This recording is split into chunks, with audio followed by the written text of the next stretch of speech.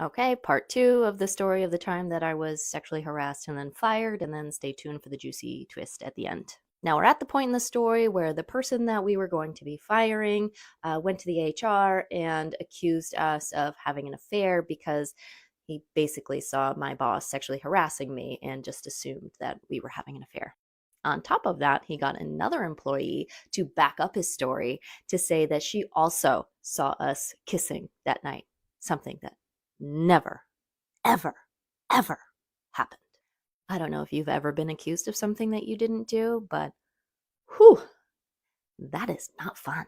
After this, HR decided that it was safer for them if we did not fire this person. So this person got to stay on, even though a few days after the accusation, he went back to HR and admitted, okay, I didn't actually see them kissing, but they were very close together on a Friday night in a very loud bar. Fast forward a few weeks, and there is an event that goes very poorly. Now, I was not in control of setting up the events.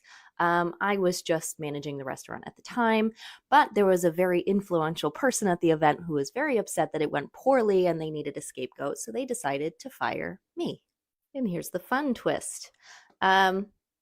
A few weeks after I was fired, the person that we were going to fire because of the constant complaints about him not doing his work, he then took my job. He got promoted into my job.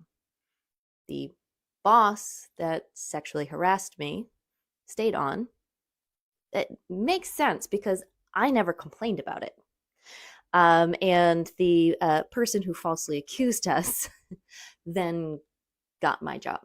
This is why I wanted to share this story. I said nothing about being sexually harassed. I did not stand up for myself one bit. And the reasons for that were, one, I was too afraid of what people would think about me. I thought that they would think that I was a whiny crybaby.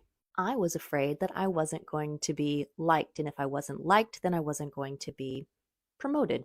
I also believed that I had to put up with it to please my boss, because if I displeased my boss, then that would mean that I did something wrong. And I know now that if I believed in myself more, I would have stood up for myself then.